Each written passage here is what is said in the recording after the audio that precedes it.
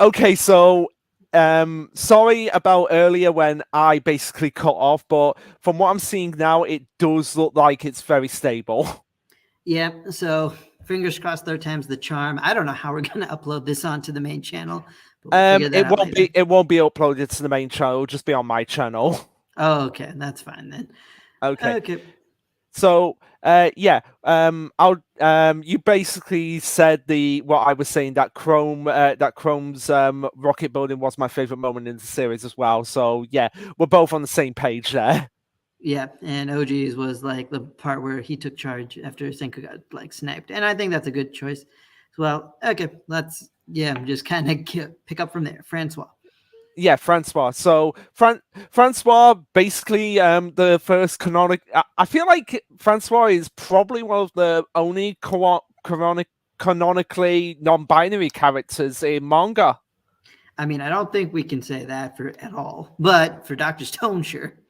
Yeah, Because like there's a lot of characters that I don't have you ever seen the series Baka to Test? No, I haven't. Okay, it's a very old series, but like basically it's like a whole thing where students are like put in classes based on their entrance exams and like the whole and it's like the power system is based on their grades. It was really funny.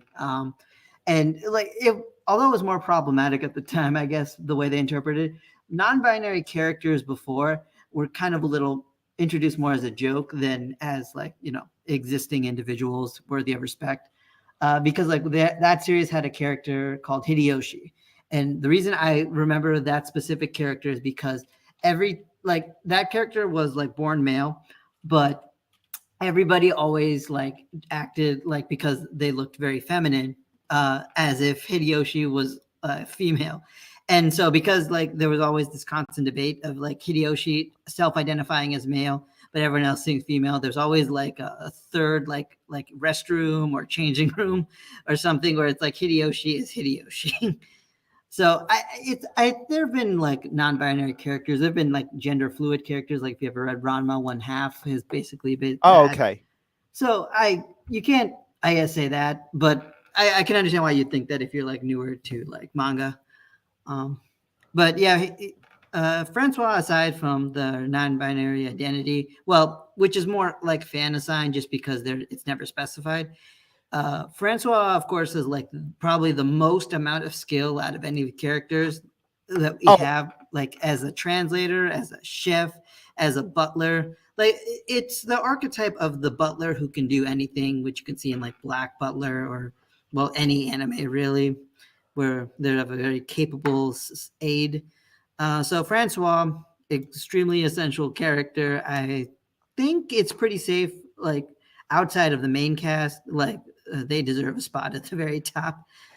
yeah, I would say that as well because honestly, that was the whole reason why they were revived. To like, because Ryusui was like, we need a top tier chef um and who am I going to pick? Oh, I'm going to pick the person that I have always known my whole life. The person that is the most capable of all of them to create this delicious meal. Yeah, we're going to get Francois, and I do love like when they've actually made the bread, and even Ukio is there just eating it and just being like, oh, this really does taste like from a modern bakery. And then, how do you pronounce the reporter's name? Oh, Minami. Minami, Minami Minani. I've heard so many different pronunciations about her name. I'm pretty sure it's Minami, but either way. Yeah, she's just there like who do you have to thank for that delicious bread? And everyone's like Francois.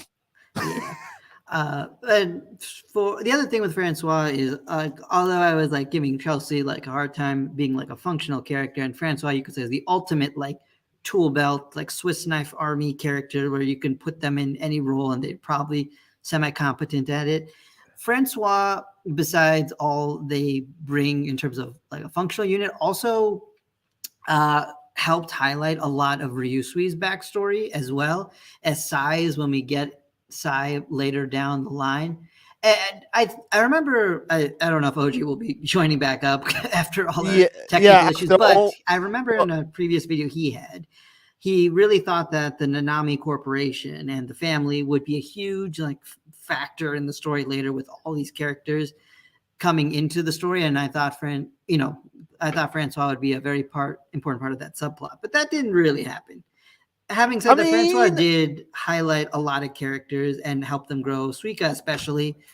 So yeah, definitely their top spot. Go ahead. yeah, I mean, they kind of did because Ryusui is kind of like the patriarchy, like of the Nanami Corporation. So, and I mean, does he really need anyone else aside from his? I mean, generally speaking, no. It's just that with their backstories having slowly been expanded on and being important characters.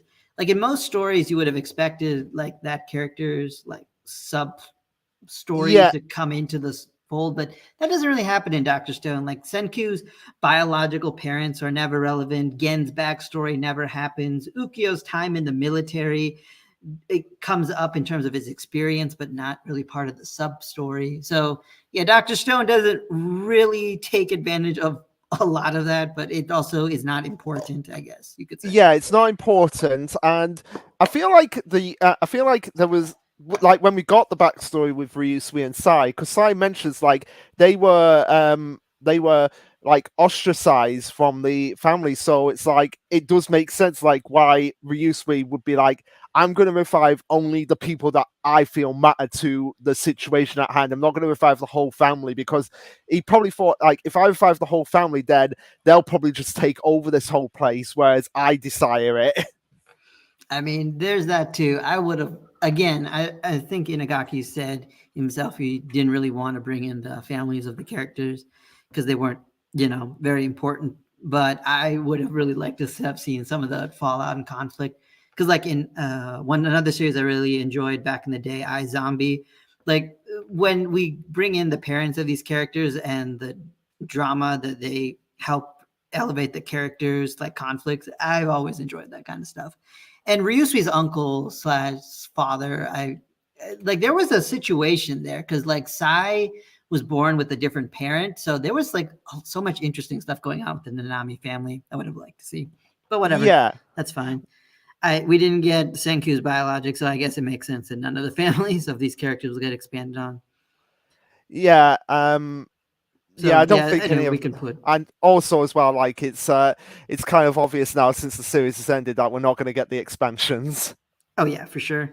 Yeah, So yeah, let's put Francois up top, and I yeah, guess we can put Gen up there too, and then just talk about our favorite Gen moments. yeah. So, oh, so many good game moments. Oh, which So I mean, the anime recently highlighted a moment I really enjoyed, which is when he had that conversation with Maz.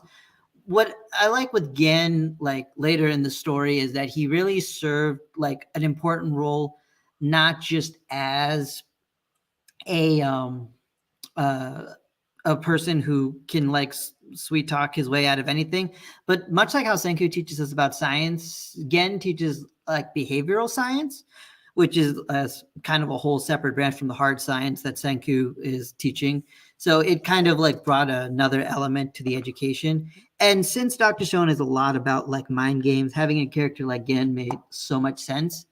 On top of that, of course, his design, his personality was super fun. I think his confrontation with Maz was probably one of the best because it showed how not only taught some stuff about business negotiations that are commonly used, but like in real time, like how good Gen is at doing that.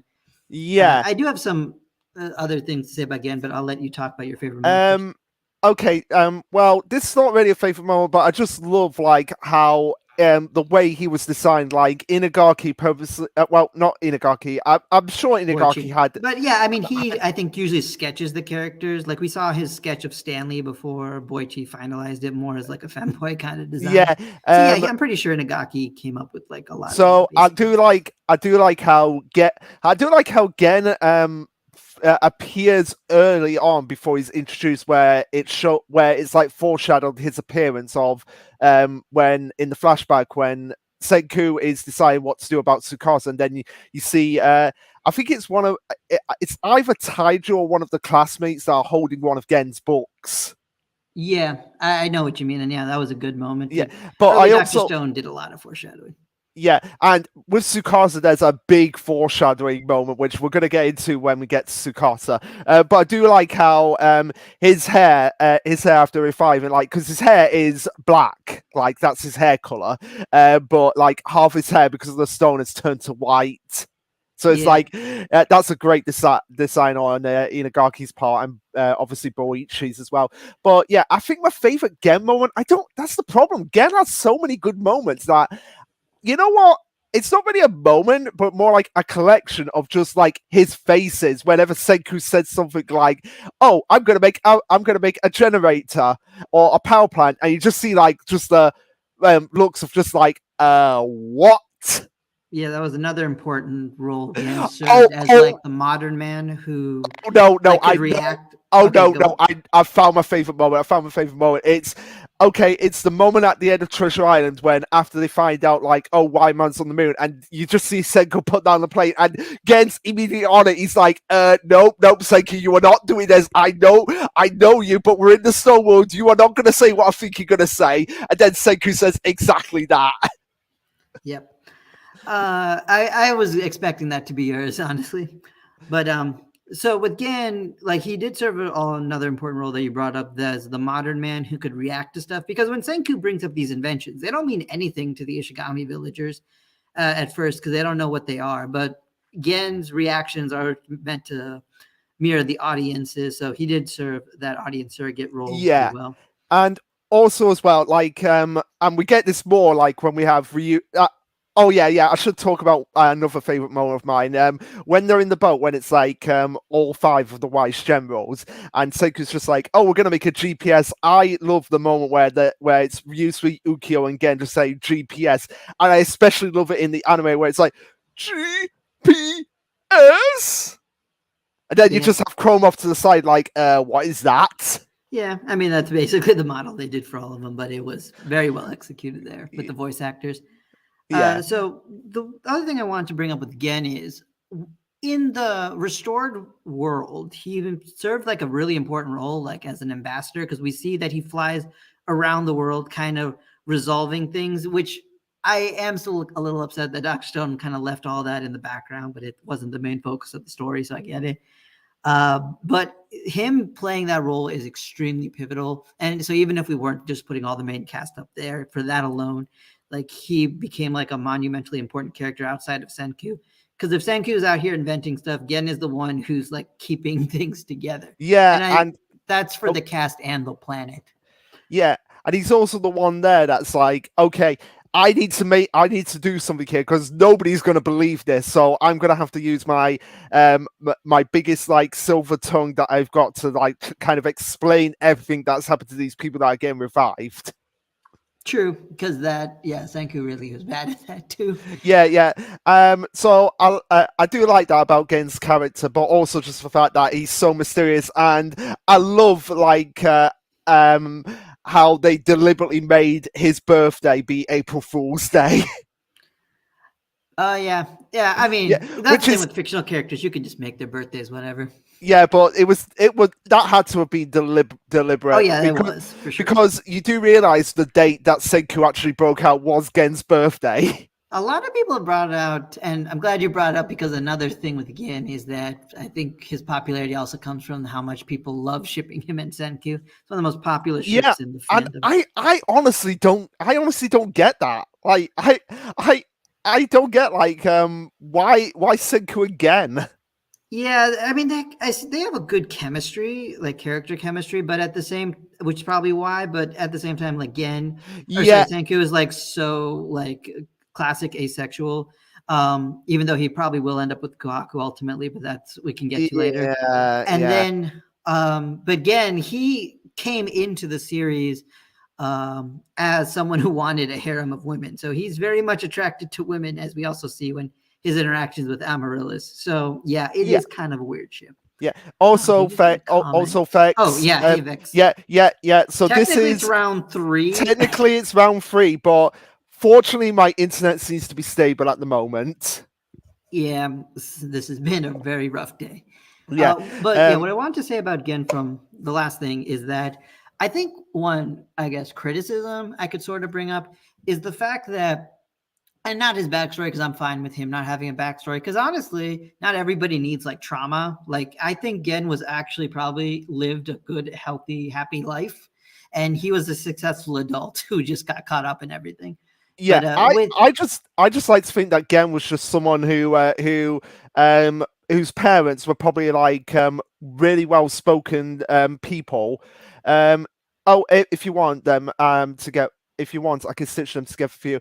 I'll the probably audio is really bad in those. So I'm not too sure about the Vex, but appreciate the offer. yeah. I've been back and listened to the audio, and yeah, you're right. It sounds like this. So yeah, it sounds like that, Vex. So You can we'll take just a listen to it yeah, sometime. It's fine. yeah, we'll just keep it as two separate videos on my channel. And people will understand right away, like when they watch this part, like what actually happened, because I do explain what happened. So it's all right.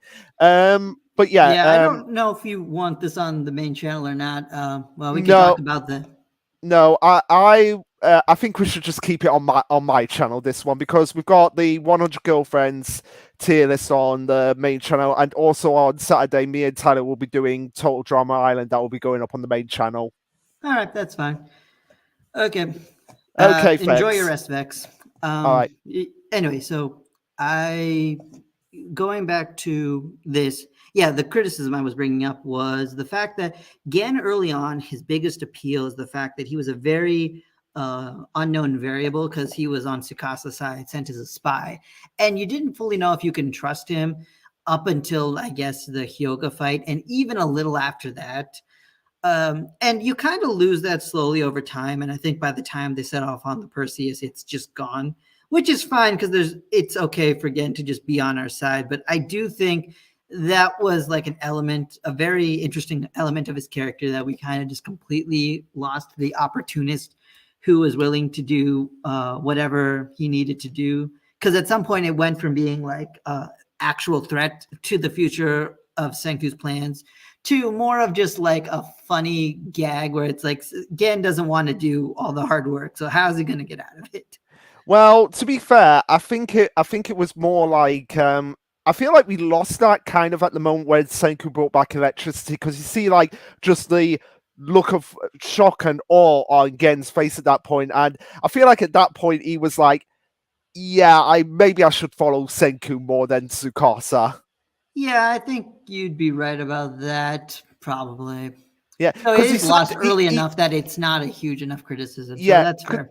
because he says like this is impossible. You cannot do that. You cannot create a generator in the stone world, and Senku proved it to him. So at that point, he's probably like, okay, maybe I should follow this guy to see what else he can come up with. Right. I still think from an audience perspective, it was still like, because like when Gen escaped, quote unquote, to go back to Tsukasa, there was that momentary like notice of like, what is he up to? Um, but I guess it's still early enough that it's still not a major enough criticism. So fair enough as a counter Yeah, argument. So yeah, Ginro next. Ginro, like everyone has said, like if they were gonna cast a live action Doctor Stone, what would they put me in? And they always go for Ginro for some reason. I don't know why. Yeah, actually, that is a weird pick, but it's funny. It is funny. But actually, if I actually, I'm curious. Like, if you could cast me, if there was like a live action, I mean, we've obviously had the stage show, but if there was like one done over here, who would you actually cast me as? The Dr. Stone character. I mean, as an actor, I'm sure you can play any of them, but I guess you mean like which would be closest to you. Like which one? If you were the one that was doing the casting, like what, and you had to cast me, what would you actually pick? Well, okay, what's trickier about that is, the fact that most of these characters are Japanese, technically. Yeah, So let's ignore ethnicity for that sake, because otherwise it gets a little weird. yeah. Because we don't really have any British characters, unfortunately. And that is annoying. That is Like at annoying. that point, I would have to cast as like one of the Americans, but I think you'd be like, I don't want to be one of the random American grunts. Well, okay. Because You can cast me. You can cast me as one of the Americans. I don't care.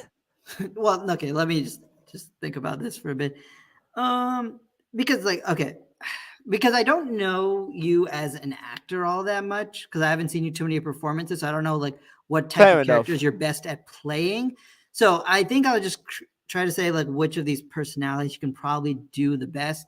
Because like I mean, like in terms of your stature and build, I feel like you could do a good Kinro, but your personality obviously does not match Kinro's. Yeah, yeah. But But I think you could do I could that. do the rules are the rules. The Yeah, I think you Chiefs can order. play that kind of character for I, sure, I, and like I. you can look like that. You know what? I'd be all right with I think Kinru. personality wise is probably why they do Ginro because you're really good at doing like goofy stuff Yeah. when you want to. For me personally, if I could pick myself to play any character, I would go with Chrome, just because, obviously, because Chrome is basically me if I was a lot smarter, but like with that whole like, oh crap kind of thing. Of course you know. Yeah, I can see you do Chrome. I think it's just that.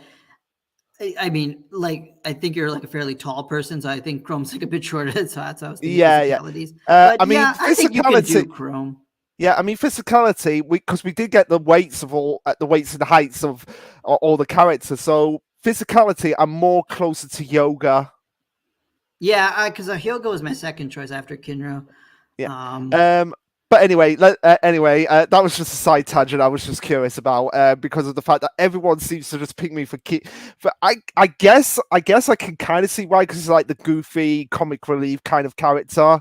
So I Yeah, and can again, kind to of be fair, I'm not saying you're like Kyoka or Kinro. yeah, If I yeah. had to pick like instead like what character you are like out of all of these, um that mm, that's a little harder. I'll think about that and get back Yeah, to you.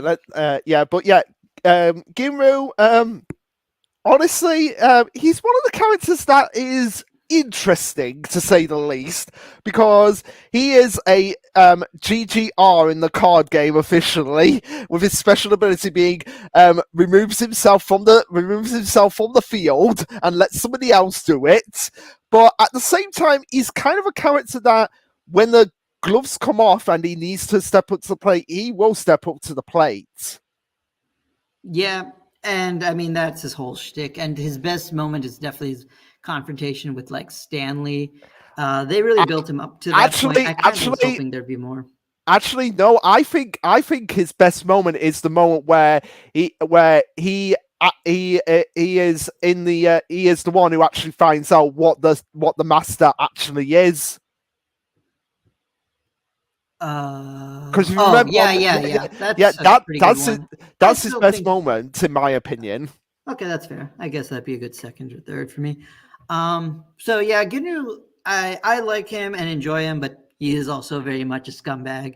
Yeah, Uh, and I I'm but sure. his sincere moments, like when he's like cares about his brother, I guess really makes up for most of it. Yeah, and I love the fact that in the dub, Gimu is voiced by the same guy who voices Midoriya and My Hero, and then we have Ryusui is voiced by the same guy who voices Bakugo.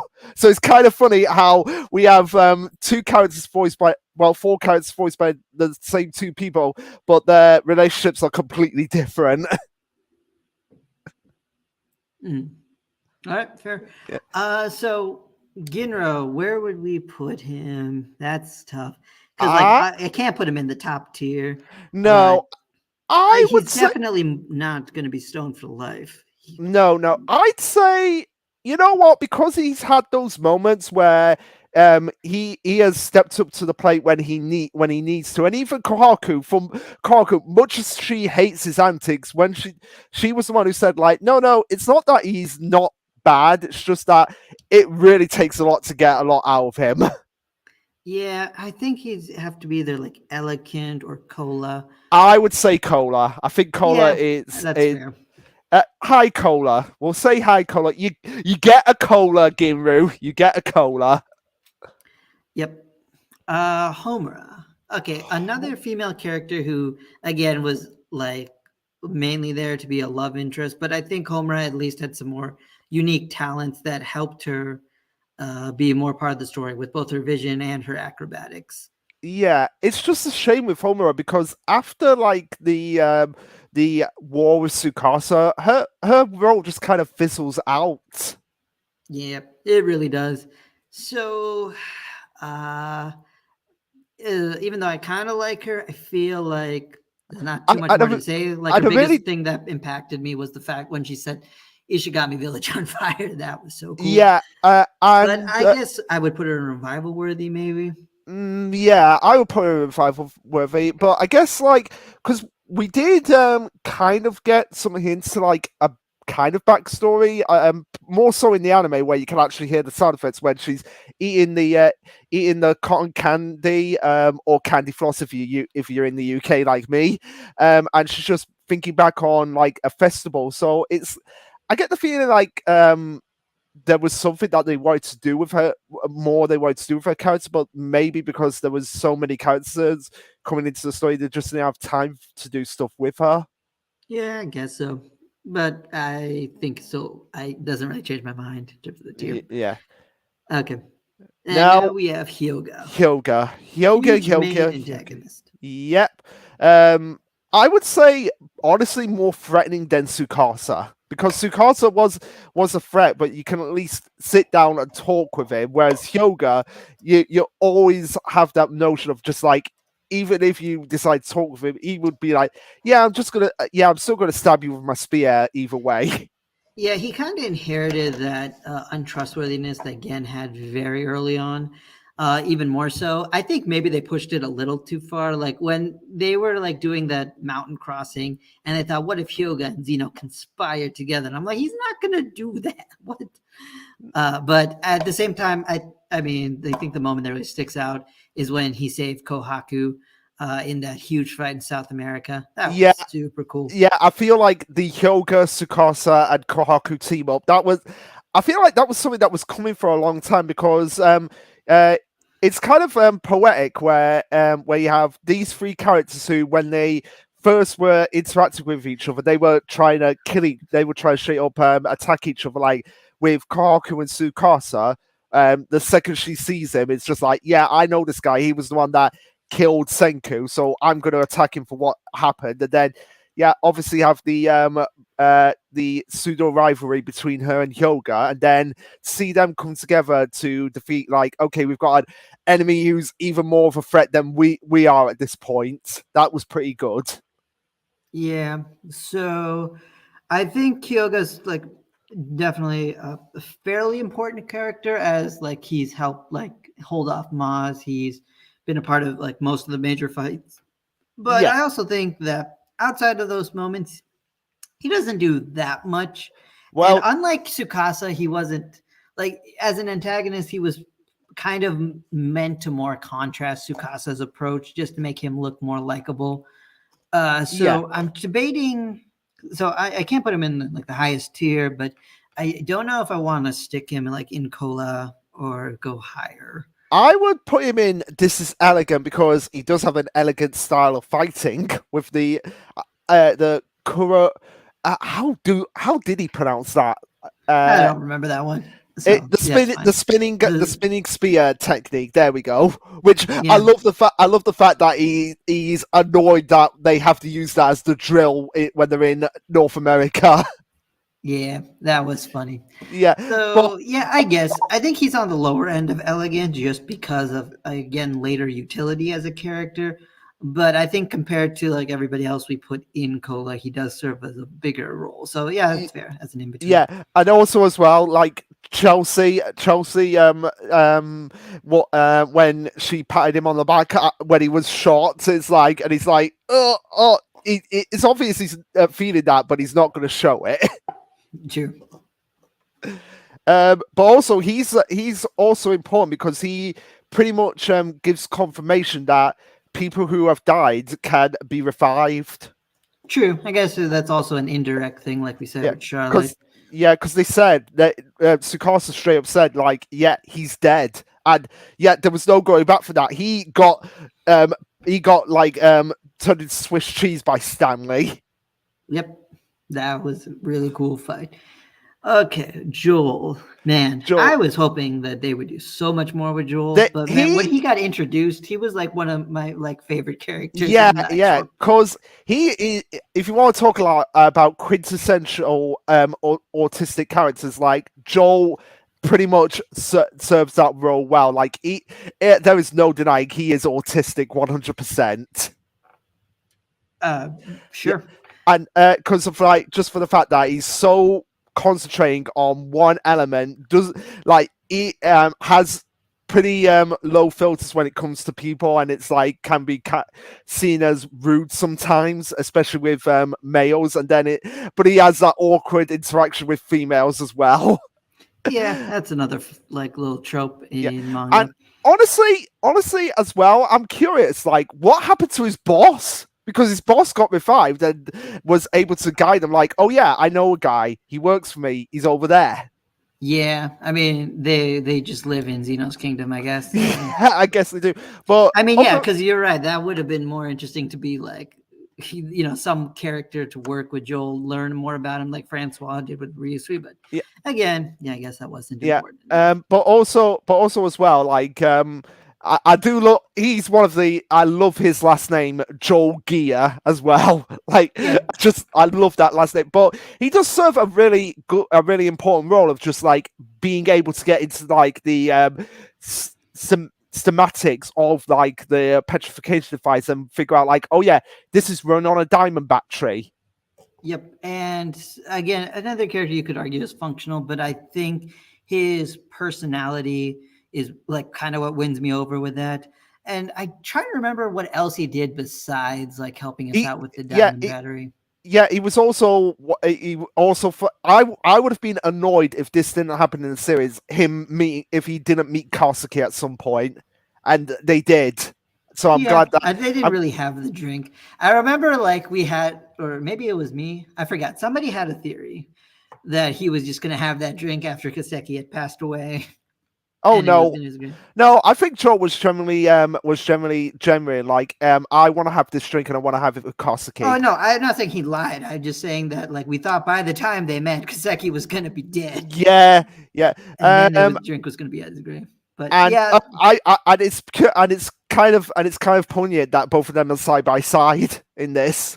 Yeah, and Yeah. and speaking of having that drink, I guess we should put him in Yeah. cola. I feel like you could argue that he kind of is similar to Chelsea, where it's a character that did a function, like won over the audience, but that was kind of all they really did. Yeah, but also as well, he was the final trump card to actually get the petrification device working. Because it's like everyone was dying around him, and then he just puts like his watch, his hand in the safe, and he gets his hand crushed by Brody. That was pretty cool. Yeah, I think that's enough to put him in cola rather than just revival. Also, fun fact: he shares the same birthday as my dad, June 10th. Oh, nice. Okay, but yeah, speaking of Kazuki, the guy who was in before the first time around, Ben, when I was showing him the anime, like he said immediately when Kazuki first appeared and was doing like all that, getting really worked up about it, that he was his favorite character. That's fair. I think he's a lot of people's favorite. I think he is a lot of people's favorite character. Like he really is. Like I would say him and Suika are pretty much the MVPs of the series. Like because Kazuki's always there, being the one. I mean, Chrome could potentially do it, but Kazuki's the one who's just like had all those years of crafting experiences, but under his belt, that he's able to just whip it up without half the time knowing what it actually does. Yeah, and more so than just doing that, I did like the story of how he finally found a friendship through Senku and Chrome, like people who could build and craft things, which he really didn't have in his life up until that point. And it was a nice way to show like a friendship that extended beyond their ages. Yeah, that is probably my favorite Kazuki moment, because he was like really questioning like, oh, I'm 50 years older than you, and Chrome was there like, oh, why does that matter? Yeah, but I think what takes more for me is like what we got in the epilogue where Kazuki accepted his death. Yeah, and I don't know. People were. I think a few people were getting annoyed by that. But I were.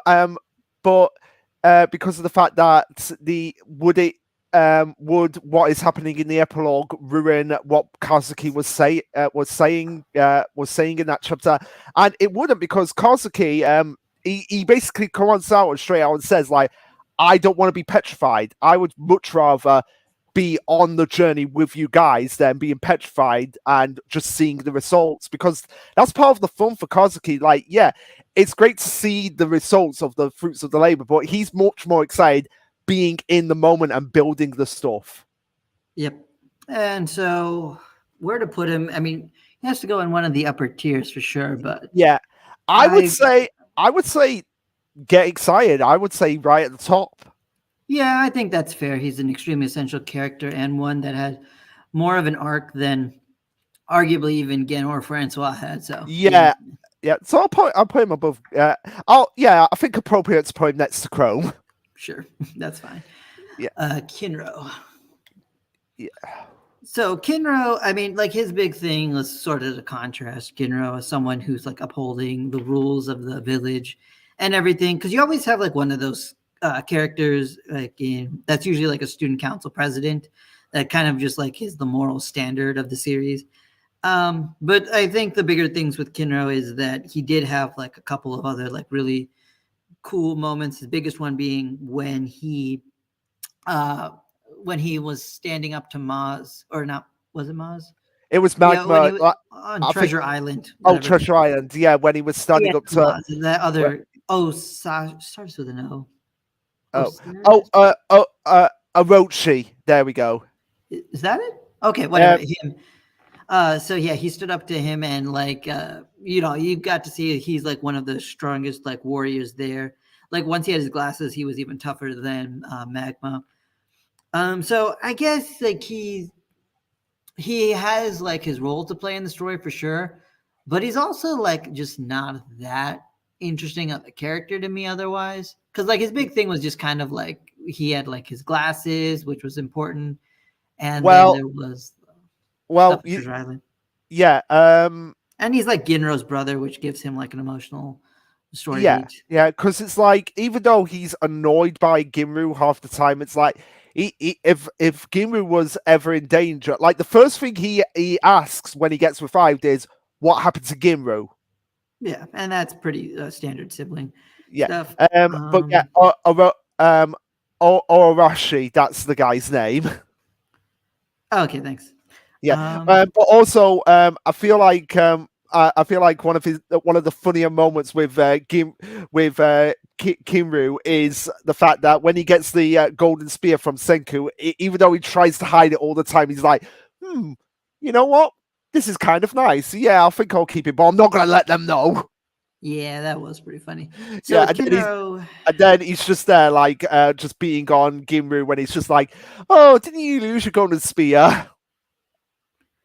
yeah, that was also funny. The early bits, like I do think though in that early parts, I did feel really bad for them being taken advantage of like that, but it was fine like later on, so I Yeah. got over it.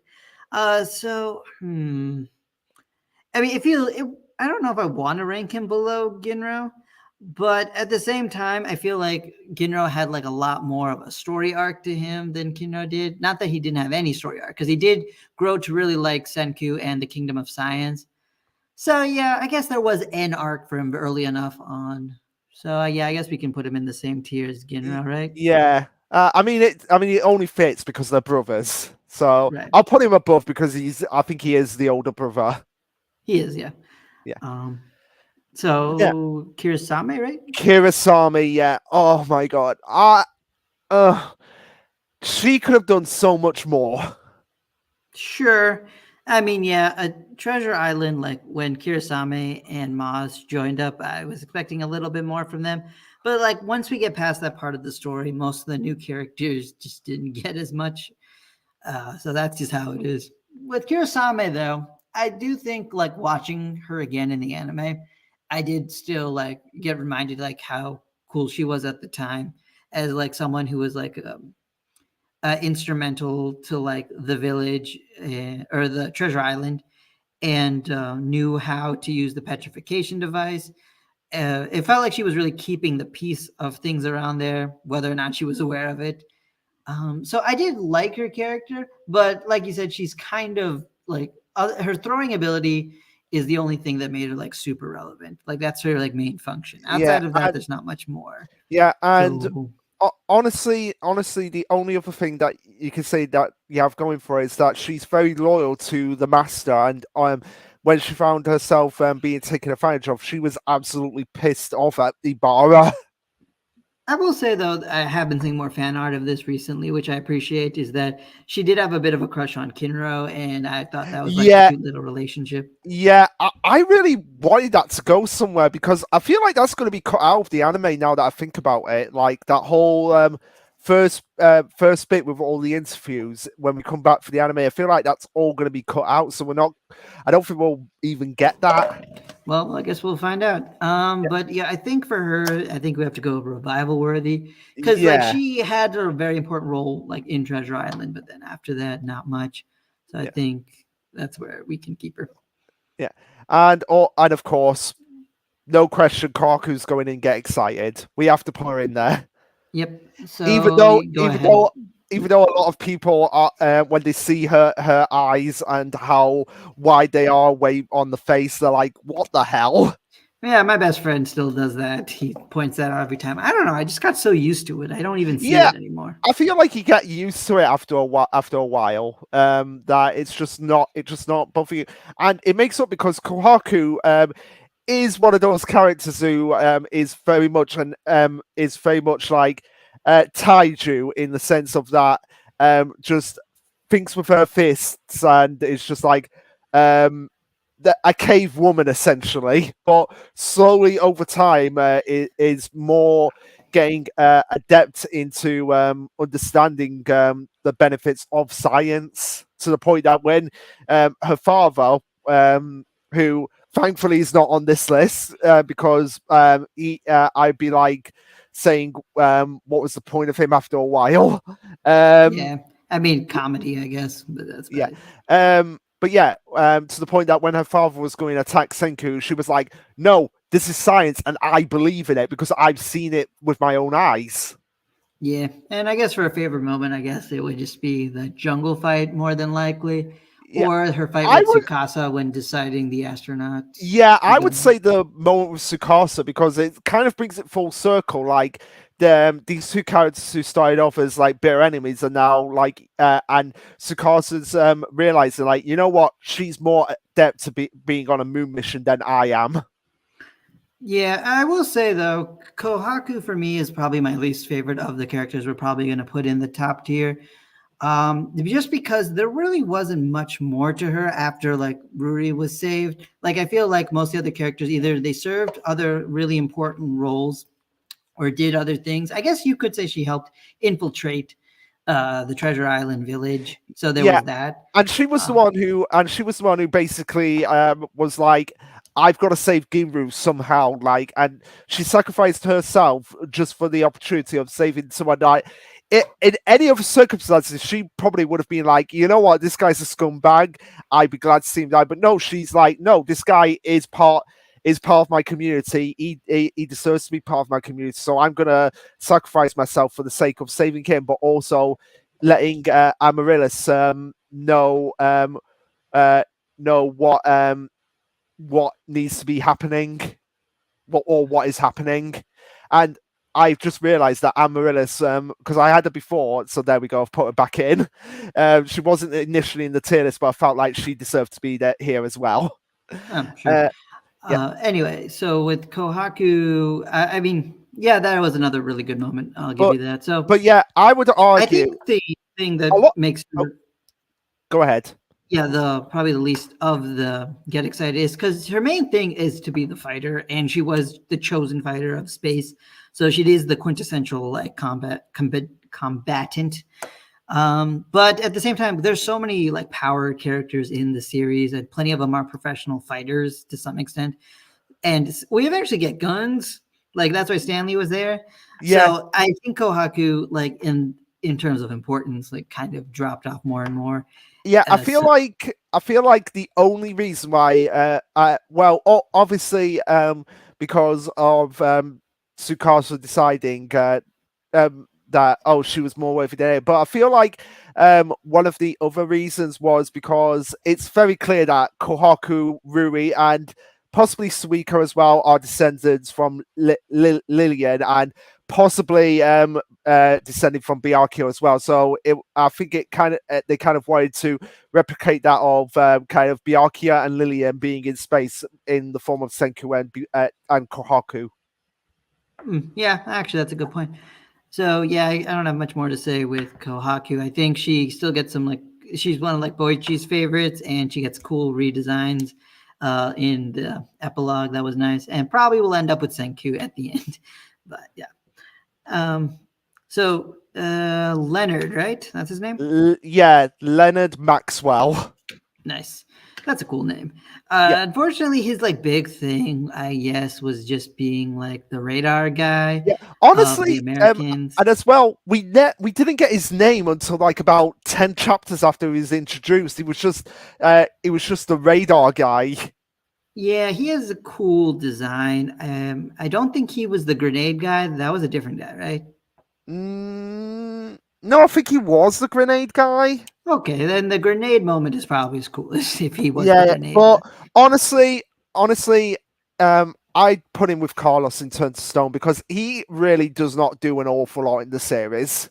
Yeah, and that kind of sucks because again, they could have done more with the Americans and like even giving more of a backstory with his time would go there. Yeah. And again, you might say, why did we put Charlotte up there? Well, that's because she's attractive to me. That is why. That's because she's attractive to Pythons, but also she did have more of a purpose than Leonard. Leonard. I find it interesting that you have like unique pronunciations for like each of these characters. Like Kinru and Ginru and all that. Yeah. I don't know. Just something I've noticed. But I guess that's also like what happens when you read manga. You don't hear their names as often, even though the anime does say it. Yeah. Which, but I will say, he looking on his wiki page and just looking at his arms, I'm like, oh my god, those arms look eerily similar to how my brother's arms look.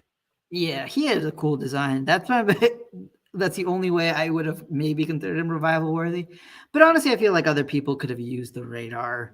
Yeah, I mean, Stanley. They're all military men. I'm sure Stanley could have easily used the radar. I mean, he is in the military, so I feel like if Charlotte might have been able to possibly too. So his role is possibly just too redundant. And if we say that it's not because he's the only one who can, well, we don't know that because we didn't spend. Stanley's in the military, so he should at least have radar skills, shouldn't he? Yeah, again, I think Charlotte should too for that same reason. Yeah, and maybe Brody. Because I mean, Stanley's a pilot, so he can read Morse code. So can Ukio read Morse code? I know Gen can. Yeah, Gen can. I feel like Ukio would. He's a radar sonar operator. It should be part of his training. Yeah. So yeah. So that's it with Leonard. Let's do Luna, I guess. Luna, right?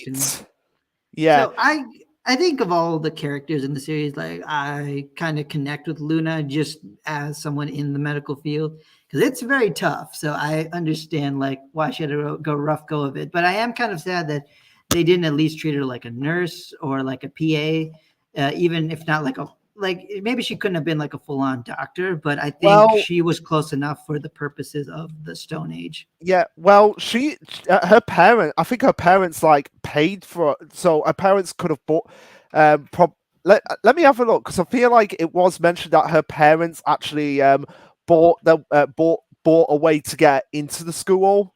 Yeah, I mean that was said for sure, but she did learn some things from medical school. Yeah, she before the Science Expo, so before becoming petrified, she became a student for medical department thanks to her father's connections, despite the lessons being sometimes difficult for her. But it paid off, so it says that. So yeah, her dad obviously bought her way into the school. Right, but she still was able to learn some stuff. So I think she could have been used more than she was. And like she did have like some intelligence to her where she was when she found out who Senku was and that Senku knew Zeno, she was able to convey that information to Stanley. I remember back when that was first revealed, and with when Vex and Red were doing the Doctor Stone reviews, and I think they questioned like, how did Senku not know Doctor Cena was Doctor X, and I feel like the reason why that was the case was because he probably just thought Cena was a common American name, and Yeah, he could have. he only really connected the dots when Luna used Cena's catchphrase like, "This is elegant." Yeah, I agree. Anyway, with Luna, I mean, I like her. Like, she's a fun personality. Her crush on Senku is kind of weird, to be honest. Especially because I don't think they're Well, even going to end up together. no, I don't think they're going to end up together. And Senku even says like, "This is just a political arrangement," and Yeah, it's very clear. Like, okay, now that she has a boyfriend, she doesn't even know what to do. right. So she's. I Yeah. mean, Um, I but I I don't know. do. Like, there's a part of me that wants to put her in revival worthy because she had some level of skill and she did help Senku Yeah, and resuscitate. yeah, and So yeah, she was willing to go against Doctor Sinu, or I don't know. People pronounce it Senu, but I guess it's C and Z, kind of thing with his name. I mean, But yeah, and Xeno, like xenophobia, like that's yeah. kind of Um, but with Luna, I think she is definitely worthy of Senku Cola because she did save his life, so she deserves Senku Cola. But also, I feel like the funniest moment with her is when Chelsea, no filters, is just there. Tell me, how much do you weigh? And you just see like the look of like, excuse me. yeah, that was pretty fun. Okay, so I guess we're stuck between those two. Let's see. I guess we put up Joel and okay, but Joel and Chelsea, their skills were kind of used more, so I put it there. But sure, we can put Luna because I didn't really bring this up, but she is another character that's fairly attractive, so I'm okay with that. Yeah, Again, this list is super biased. of course it is. Well, of course it is. Okay, Magma. Magma. Now, he is a character. I feel like someone in the Doctor Stone Discord is gonna hate me for this because I know from their profile picture that Magma is probably their favorite character. Okay, that's But interesting. honestly, I do not care for Magma. As a character, I feel like his role was just like, I'm just here to be the brute, and nothing else. Now, I don't hate his character. That's the thing about Doctor Stone. Like, I don't hate any of the characters in the series, and they all do have their good moments. Like even Magma, much as he is a brute, he does ultimately find value in science. I mean, he Yeah. could have easily killed Senku in that cave, but he chose not to because he was like, okay, I'm willing to follow this guy because he is making cool stuff for us also. Yeah, I am willing to follow him. And Unless he he does does. keep the story interesting because, like, the time he stole the gun and he messed up the whole plan. It was kind of frustrating at the time, but looking back, it was also pretty funny Yeah. how But I feel that all like was. his best moment in the series comes from when they make the calculator, and Yeah, it's he just beats up. there because this is one of my top 10 moments in the series where he's just plopped in there like, okay, who are we going to pick to be on our side from North America? We'll pick Magma, and he's able to get the calculation before even Sai and Senku are, and then that's when he's like, oh my god, this is what a calculator can do.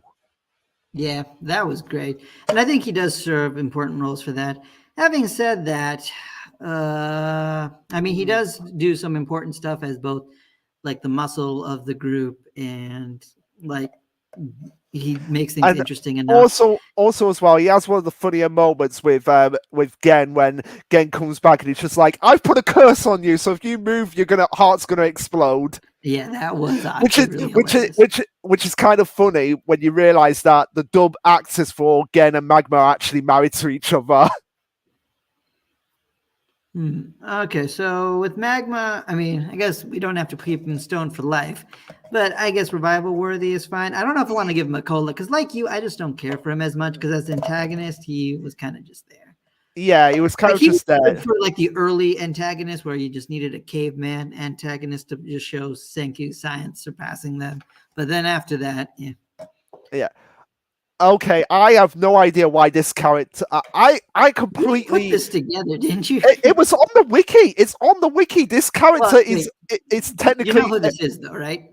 Yeah, I know who it is. It's the manga guy, but I can never, Yeah. for the life of me, remember his name. Kingdom of Science. So like he is there as like a proper. So he's there, but like Turquoise and Jasper are not for some I don't know. reason. I didn't make the wiki and I didn't Yeah, choose I them. didn't make the wiki, but yeah, he's definitely on. So Tetsuya Ki, Kinomoto. Like who?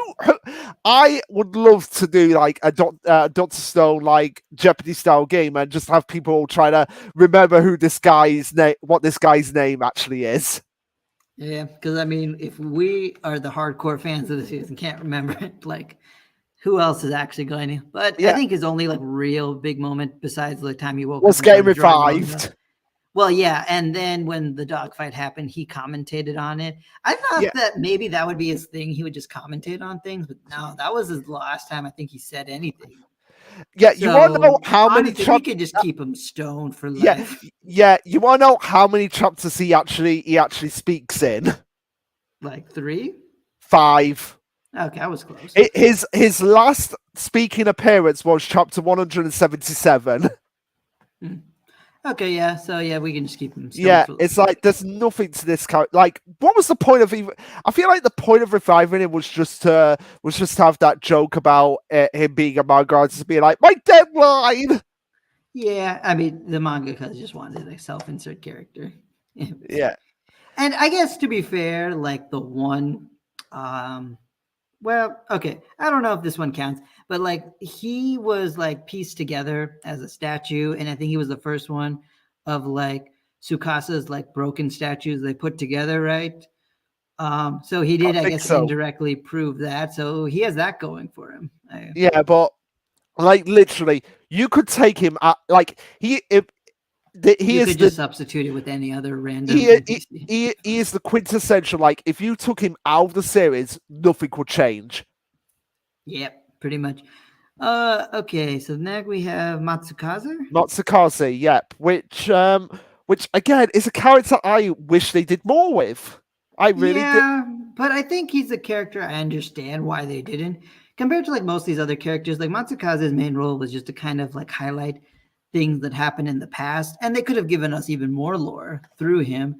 But I understand why he doesn't have as much potential for growth, even though Sukasa said he totally has the Yeah, potential to yeah, be a. because it's like I feel like that's probably my favorite moment with him. Aside from him, oh no, no, there is one other moment with him. Oh, Mars Um, fighting the no, no, Americans. not Mars, not Mars. I'll tell you in a second, but I just want to say the funniest moment with him. Well, obviously thinking that Giru is his lord, but also as well when he goes back and he meets Tsukasa and Giru's just there like, yeah, I bet Matsukaze is stronger than Tsukasa, and then Tsukasa's there like, I'll spar with you now, and then he beats Matsukaze in one shot, and then Giru's just there like, oh. That was funny. I guess you Yeah, really enjoy the comedy like moments, I think, more than I do, which is fair. yeah. Uh, But my so favorite, the but Moon I was Kaze. yeah, I was gonna say my favorite moment, and I feel like this is a big moment for him, which is why I feel like he is revival worthy. Okay. Is the fact that he was not he was loyal to the Kingdom of Science to the point that he had a gun pointed to his head, and he was like, "I'm not telling you where they've gone." Okay. I guess that's fair. We can put a revival worthy for that alone. Yeah, All right. Max. I Max. mean, I think he almost has less than Carlos, except here's the thing. I know you included like the weird married fort to Ibarra. It's just kind of a random lower thing than the stone, kind of as a joke. But hear me out. Okay, Okay. so when we were in South America, like the one thing I remember with Max, because the community brought this up, and it's not that big a deal, but I'll bring it up because it's the only thing I remember with Max, is while they were on the mountains, they were transporting him and Suika across, like on the what do they call it, cable car? I Yeah. guess, cable car, and like Suika was almost falling down, and everyone's like, "Wait, Max is with him. Why isn't he doing anything?" And so, do you remember that? Here, let me Don't see if I can find remind it. me. Don't remind me. Okay, so you do remember. Max, you nearly made my favorite character in the series die. So I'm just saying, if we're having this one category of Mary T. Bar, we got to put somebody in there. Yes, Maybe it so should be Max. I feel like it really should be Max just because you've brought that up, and I suppressed that moment from my memory, and I can't believe you've brought it up. So yeah, I am, I am putting him in there, Max. Again, a character who you could. I mean, what was the point of Max?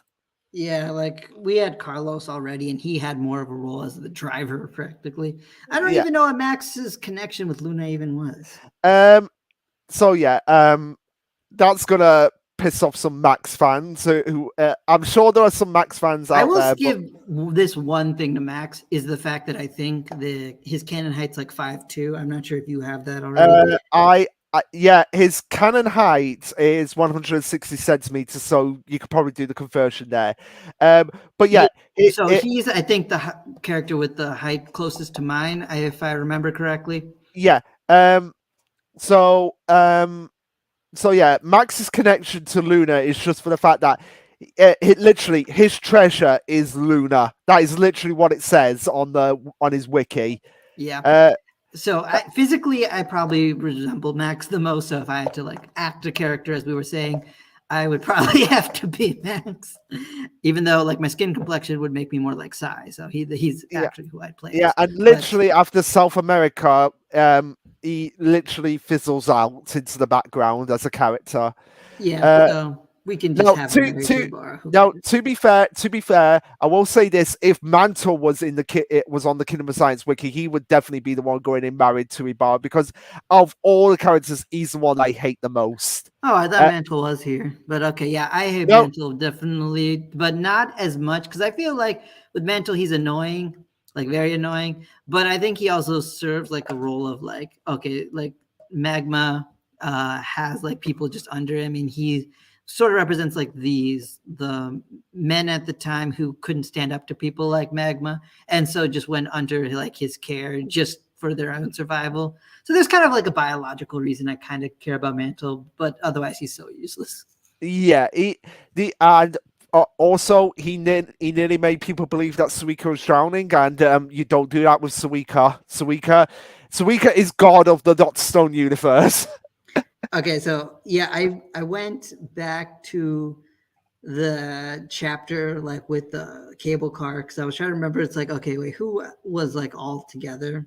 Because I just remember Zeno and like Stanley for the most part because that was like a whole plot point. But yeah, like Max was technically also there, but I think he was like steering the thing. So yeah, I still blame Max more than Carlos. Yeah, I'll blame if we can blame someone, we'll blame Max. But anyway, let anyway, so next is Maya Biggs. Oh Maya, you know what? I think a lot of people like Maya just because giant woman character, but like in terms of like what she brought to the story, like she had She like one fight with Tsukasa and lost like immediately, and she's an American military woman and well lost to like a it Japanese high schooler. actually, they knew who Sukasa was. So as soon as they see him, they're like, "Oh, that's Sukasa, the world's strongest high schooler primate." And Sukasa actually does give her respect. He does say nobody's been able to push me this far in battle before. So she can Okay, I'll so give her that. she is on an even footing with Sukasa, but I feel like Sukasa because he must have spent like about a few weeks with Senku and Taiju at the beginning, so he has more of that blunt. He probably spent like about several weeks punching anim. I know I shouldn't say that out loud No, on here. because Senku woke up at the same time as Xena. We know that. Yeah, So the Americans woke up shortly afterwards, so there couldn't have been that big a time interval, if that's what you're saying. yeah, And if yeah. anything, the Americans had a lot more manual labor, I think, compared to like the goofy fun antics that the King of Science did. So I don't think that really works. All But right. honestly, with Maya, I mean, I would not, I'm not going to condemn her to the same fate as Max because she doesn't deserve that. But I think we No. could just turn her to stone. Yeah. Yeah. I feel like keeping her in stone is And I perfectly. will say on a different list, I can see someone putting her higher just because they're more her Yeah. type. I But could definitely see if I had this in the infamous people Fex wants to be stepped on by, I could definitely see Maya being at the top. yeah, and I guess just on a personal note, I'm just not as into like muscular characters in that way, just because I am a very small person like Max. So while people are very interested in the idea of getting crushed, I am quite terrified of that Yeah, I prospect. guess the only other interesting thing about Maya that I can see on her wiki is that she's born in the same year I was, 1991. Cool, I guess that's something. Minami. Minami. Um, Someone who you think would be more important in the series, and they tried to do this in the anime, but really is more of like I guess that kind of works for a character. Like she's more of the supportive role than anything else. Yeah, I mean, she does have an important role of like, she's the reason a lot of the characters we've met in came to be because she had connections in the media world. So I definitely give her that, and of course, like her backstory with the camera was actually very touching. So we actually have, she is feels more of a character, but she Yeah, is also one of the people we left behind when we went to Treasure Island for a reason because she was kind of useless for that. yeah. I don't think she would have I think is very even if fun because I really enjoy her dynamic with Ryusui. I enjoy like how sentimental she is when she took all those pictures and like brought us memories of the Kingdom of Science development. So I like what she brings to the story. Yeah, I do as well. I like you were saying with Treasure Island. I don't think if she was there, nothing. I don't think she would have contributed anything. So I think like it was wise characters that they actually did bring, except for one. There was one character there who was like, "Why did he even come?" Um, See if you can guess who it is. Yeah, I know you're gonna say Kaku's dad, but Yeah, anyway, Kwaku's dad. Like he did virtually nothing in that arc, yeah, we except for forgot he was on the boat. yeah, except for the fact that he confronted Soyuz. But even then, someone else could have done that role. Yep. But with Minami, I also think that she has an important role in the greater narrative of being like the Yeah, oh, documentarian. absolutely, I definitely. think Like that's the a good one who's going to be like, I'm gonna document the new world, and I do honestly love the first picture that she takes for the new world is Senku doing the Albert Einstein pose.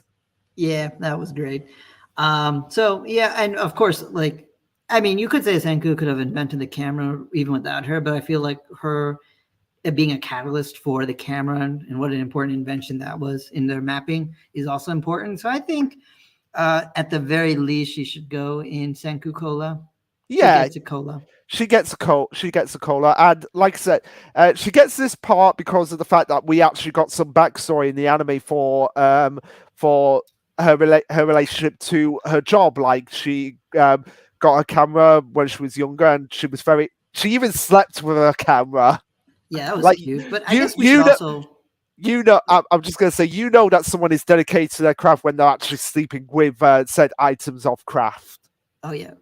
But what I was going to say is, we should also say for anyone who might be watching this in the future, this is before the final season has come out, so there is a chance that the Americans they've done a lot more with them, and this tier list would be completely different. Yeah, I mean, when because we're gonna do this eventually for season three, we're gonna like do a separate video talking about season three, and Yeah, I we were feel planning like on doing that with Vex. yeah, So when he's all set, we'll probably do that. yeah, so also as well, like you said, I feel like when season four comes out, the final season, we might get more of the Americans, which at that point they would have to make at least three cores. Well, yeah, we'll see how they handle that when we get there. Yeah, That's for a different discussion. Oh, Mirai's here. Mirai, yeah. Um, I She's feel like going to stone for life. I don't no, know. no, no, no, because her whole character stems from the motivation of Tsukasa. Tsukasa. Yeah, and Yeah, I I do, mean and I that is fair, but that's yeah, also like the only thing I think she does. yeah. Well, Like we also thought she she would gives, be a friend to Suika, or she would have like a role back home with but Rory. also as well, she does serve the purpose of like, okay, my brother has looked over me while I was in a coma. Now I've got to do the same thing for him. Which, yeah, that's a nice sentiment, and it was cute. But I don't. I mean, like, what? She didn't protect him from anything. So I mean, I like Mirai. She's cute, and if we want to put worthy revival just because of like her narrative impact through Sukasa, that's fine. Yeah, But I think as a because character, we could have just got.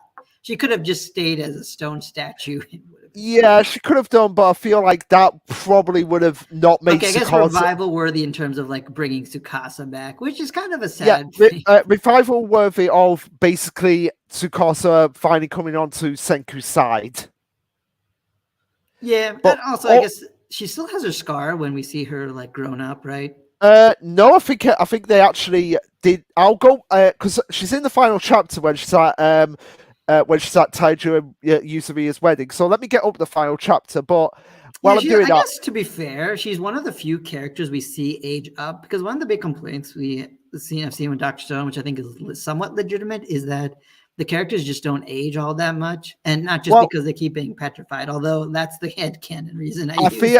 I think that is the headcanon the reason that Senku has been petrified so often that it's just affected the way his body works. Yeah, But that's just also, kind of the thing the fandom has made up to kind of go with it, which yeah, fine, it but works. also as But well, Mariah, we get to see grown up, so that's nice. yeah, but also as well, what was I going to say? We also get the foreshadowing with her in the sense that when Tsukasa's talking about the story of the Little Mermaid and how there was a boy whose sister loved the Little Mermaid. I do like the foreshadowing of that because you do realize like when that actually does come round full circle, like, oh my god, he was actually talking about himself. Yep. Yeah, but But I think that one was kind of obvious. yeah. Also as well, in the final chapter when you, I'm just gonna screenshot the image. I want you to ask. I generally want you to figure out like who this character actually is meant to be. Okay. Um, the one in the middle. Did you send it Yeah, or I'm okay, sending it there it now. is. Like, who is meant? Because we know the two Oh other ones are yeah, that joke. Kirasami and Okay, Luna. Like, who is that meant to be? so there is one character in like I think the anime that has like a green dress that I think we see every now and then as like one of the villagers. Oh yeah, you're right. She does still have a. I'm looking at it now. Yeah, she still has a scar. So I don't know what all that's about. So I think, yeah, I think that's who it is. But to be fair, I just kind of like that as just like, oh, we know this is an NPC you guys grew fond of, so we'll put Yeah, them in yeah. randomly. I guess this might be because of the fact of how her brain has like been jolted back. That it's basically permanently stuck there, like with Yuzuria's headband. And no, I still won't get over that. Okay. Oh, you're talking about Mirai. Sorry, I thought we were still talking about the NPC girl. No, no, I was talking about Mariah. But no, Yeah, yeah. So yeah, her scar. I knew I remembered that being on her adult because I mean we wouldn't have recognized her otherwise. yeah. But here's the thing: she could have just drawn it back. It's not that complicated. I guess she could have done. I mean, I Gen mean, drew everybody his else back on. removes it afterwards, but maybe she's like, no, I like it. I mean, she's a child. Like, Yeah, let her keep her fun design. yeah. Um, So yeah, I mean, yeah, Mariah, that's fine. Moss is next. So Moss. So Moss is kind of in the same category as Hyoga in the sense that when he's introduced, like when I went back when I was watching the anime with the other people when they were anime onlys, and when Moss first appeared, and when he was like, ah, those girls are all cute. That one behind them, or in 5 years' time, she might be a little cute. I was like, oh my god, I forgot how creepy he was when he was first yeah, introduced. me too. I really did. But his best moment, I think, is when he's fighting the Americans. That was pretty good. But I also Yeah, really like how much like how Hyoga served a role to make Tsukasa look better, he's served a role to make Hyoga look better. And he was his student, and was someone Hyoga was able to pass on lessons to. So I think he has definitely a place in the story, even though I think again could have done more like many of these Yeah. characters. And I mean, at the end, he's still fawning over cute girls because at the wedding, you see him, Still you see him, flirting. flirting with. I think it's meant to be Ruri, because you see it like on That doesn't make sense. like, I'm looking at it right now. It's on. I'm gonna screenshot it and send it to you. Yeah, Okay. I don't. It or it could be like I guess Sapphire from the village, like That one of would the make three. more sense. I could see Yeah, that because Sapphire, I think, was the one who liked strong men, if I remember. yeah. There we go. Yeah. Oh, yeah. That's not definitely not Ruri at all. Um, yeah. No, I don't even know if that's Sapphire though. They're just like other like generic women. They probably revived. Yeah, which I hope that because this is something that I've always been always had a major complaint with Boichi's art style. Like, I love your art, Boichi, it's great, but you do have one very clear weakness, and that is you do not know how to draw characters in the background. Yeah. I mean, sometimes, but yeah.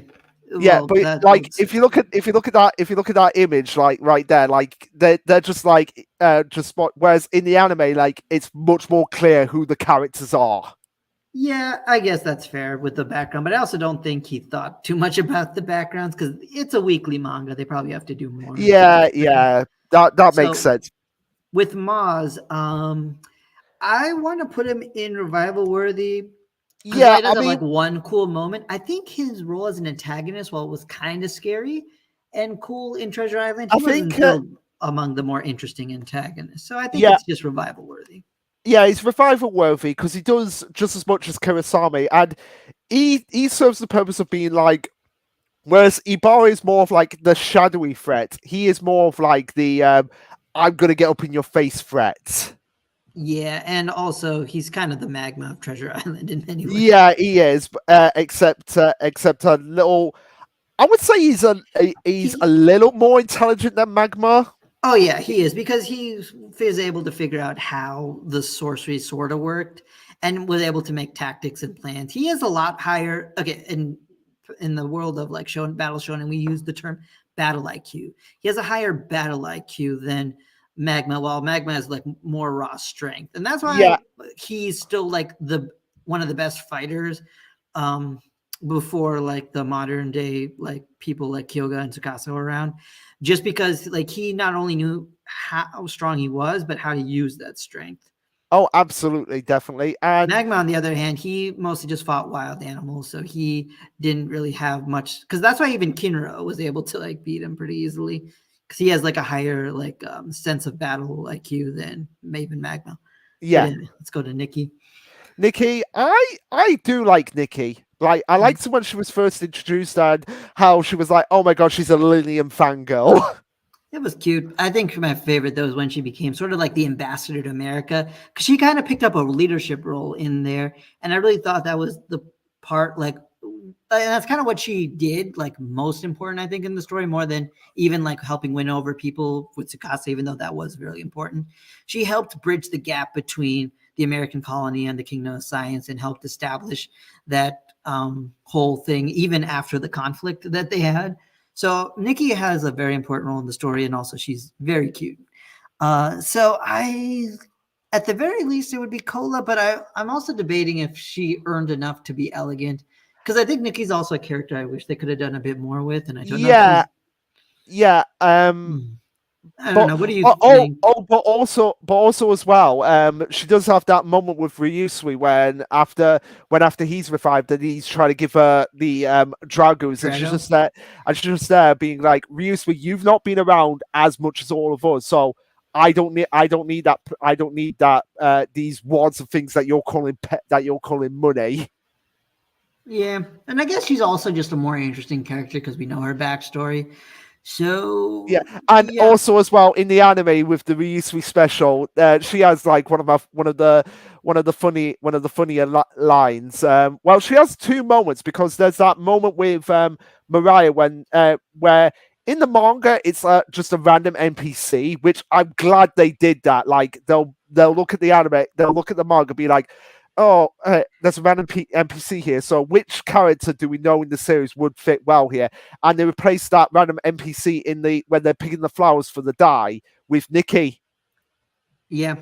Yeah. So Oh, yeah.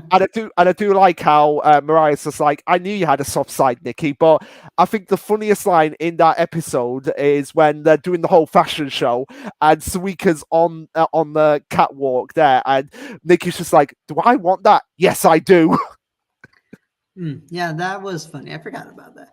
So yeah, I guess Nikki's also a very entertaining character. So yeah, elegant I think Yeah, is fair. and also as well the fact that, and also as well the fact that she basically told Magma like, I am beautiful, so if you're not gonna call me beautiful, I'm gonna kick you in the nuts. But you wanna know what's crazy? You wanna know what's crazy about all of that is that Magma thinks Kohaku is beautiful. Wait, Because when did Magma call yeah, Ko? because Oh, when because when he said she can join. no. When Ryusui gets revived and he goes, "Oh, I'm in the presence of three beautiful ladies." Magma's there, going like, "What three beauties?" And he's pointing, and he's saying, "There's only two here," and he's pointing at Kohaku and Minari, but not Nikki. Oh, you mean Minami? Okay. Yeah. Yeah. Okay. Yeah. I guess that's fair. I So I forgot that. so I thought that was Ruri or something. no, it was Kohaku. It was Okay, Kohaku there that's where probably twin Ryusui got sisters. revived. Yeah. Okay. Yeah. I mean, I guess. Yeah. I get that's fair. And speaking of Ryusui, I think he decides to go and get excited. Yeah. So, I mean, I I will think we know his favorite, like the best moment, but you go first. I will say this. Ryusui is interesting because when he was first introduced, and I make no secret about this, I hated him. Oh Like yeah, I'm the same way. And I remember talking to my best friend when he came in the anime, what he thought, and he didn't hate him as much. And I think just because the anime made him a little more likable, but yeah, he was the worst when he yeah, showed up. because we all I think me and you were kind of in kind of collective when we first saw him, and he was just gonna be like, his whole personality was just gonna be like, I desire the world. I'm gonna be like the snobby rich bozo kind of character, but when we get his the first flashback with him, when we actually see like, oh no, he's not just saying this to be like greedy. When he says, I am the greediest person here, like, no, he legitimately means that. And it's like, if I want to be greedy, I'm gonna have to work for my greed. Yeah, and I think that's why Francois was also very important for that because I think without Francois's character, Luke Ryusui would be a lot more misunderstood.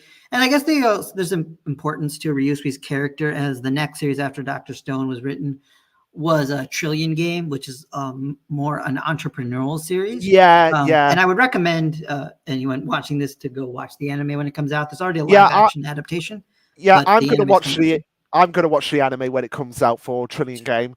It's really fun. But yeah, But I think, well, yeah. So I was just gonna say my favorite moment. What do you?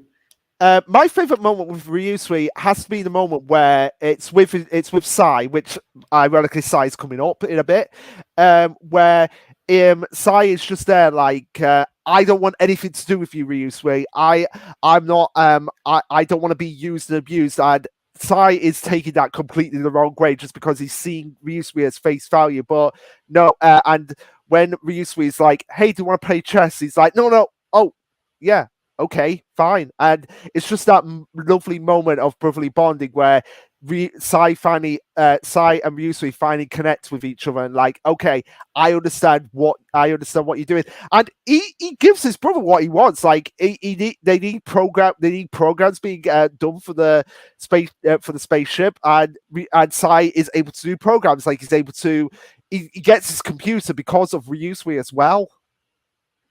Yeah, and I think since we both have brothers, that was a nice one to connect with. Yeah, because My favorite though is when he had to give up his seat to Stanley.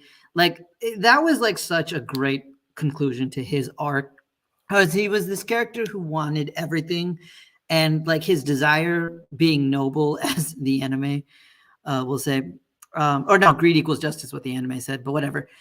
When he gave up something he really wanted for like the greater good. I thought, man, that was really great. And I don't think even though he ended up going to space anyway, undermined it, just because he Yeah, still made that decision and choice to because still give up something he wanted for the world. yeah, It was and such a it's good. not like he went to space and he stole back his spot. He was like, no, he literally says, "I am the backup," and what does he do? He does the backupping. He goes to space, but he doesn't steal like the thunder away from Kohaku, Stanley, or Senku. Yeah. And also it gave him like a great another like with his through line a moment with his brother because he was like helping calculate all that to get him up there. So yeah, very nice sibling moment. And I guess the only second moment I want to bring up is just because with the epilogue is when he got mad at Y-Man for like what he did in terms of like tricking humanity. I just thought that was like great because Y-Man of course didn't understand what the problem was, but Ryusui figuring that out on his own was really cool Yeah, because he's a and very intelligent character. oh, And he also absolutely. made me. Oh, Go go ahead. ahead. Okay, I was gonna say he also made me appreciate this archetype a lot more because, like you, I don't usually like this type of character. But Maggie Lumiere, a magical girl series I'm reading, which had a new chapter, which was nice today. It also recently introduced like a capitalist character who, like, he's very greedy, but like Ryusui, it's not just about the money for him, but it's also not because he's a good person. It's just because he really just enjoys messing with people and the world with his money. And I think I like his character partially because he reminds me of like, okay, what if we made Ryusui just a touch more evil? Yeah, oh my god.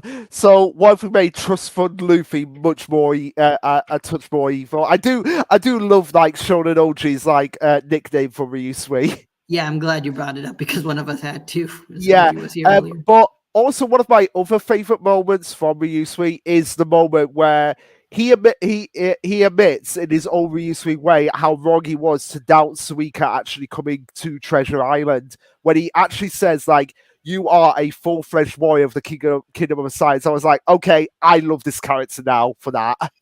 Yeah, that was nice. And you couldn't even blame him for being mad at the time because, of Oh course, no, Suika is a child. no, I do get it. But he admitted that. Oh, he kind of admitted in his own way, like, "Oh, I was wrong, and I'm glad you're here now." Yeah, that was nice. But yeah, that's Ryusui. Yeah, Sagra? yeah, and I know this is kind of weird, like Sagara's here, but not Chalk for some reason. I don't know why. I don't. Again, Luke just got this from the wiki. He didn't Yeah, choose these. so blame the wiki. Don't blame me. Blame the wiki if you think that Jasper and Turquoise should be on here. I know. I don't think OG has come back, but No. I'm sorry, OG, and I'm sorry that Giru is here, but not Jasper or Turquoise, especially Turquoise because we know how much you love Turquoise.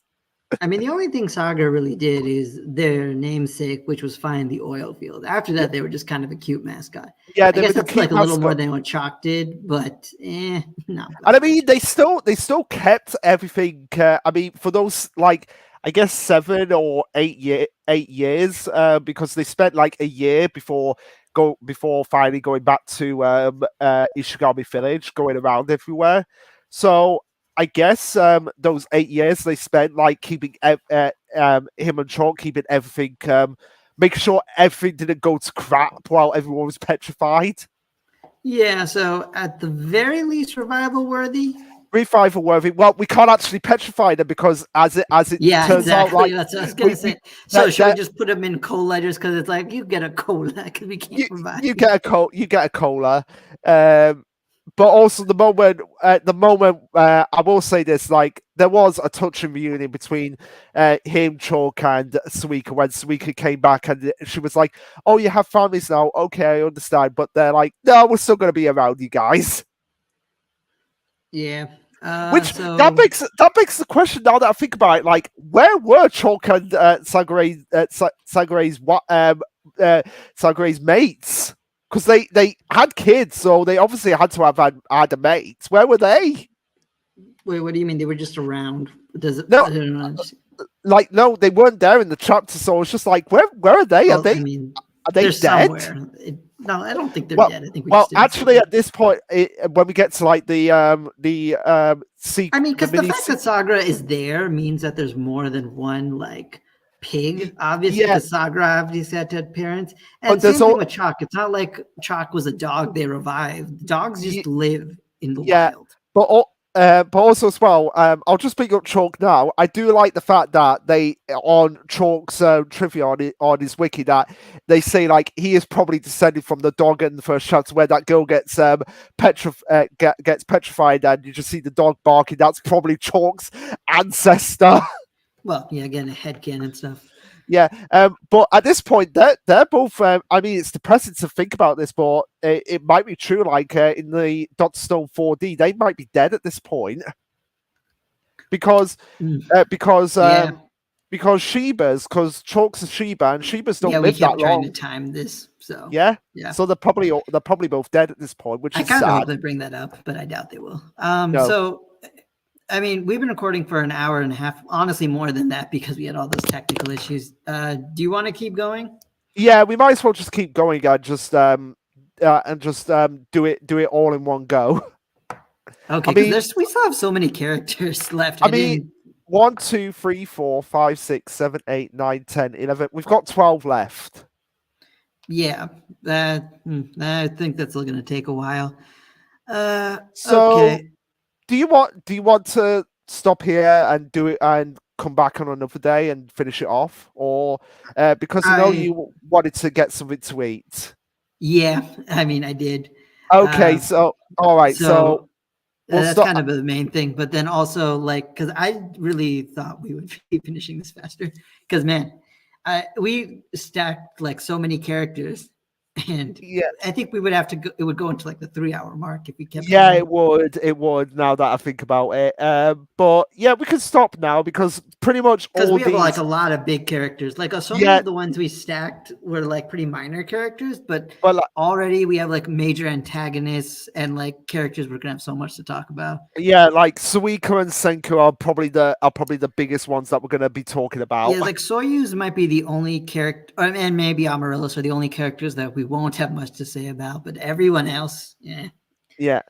So yeah, we can come back on another day and do this. So yeah, for those of you who watch this, hope you enjoyed it, and we'll see you next time for part two, the official part two of this tier list. Yeah. Hopefully it won't take several takes. All right.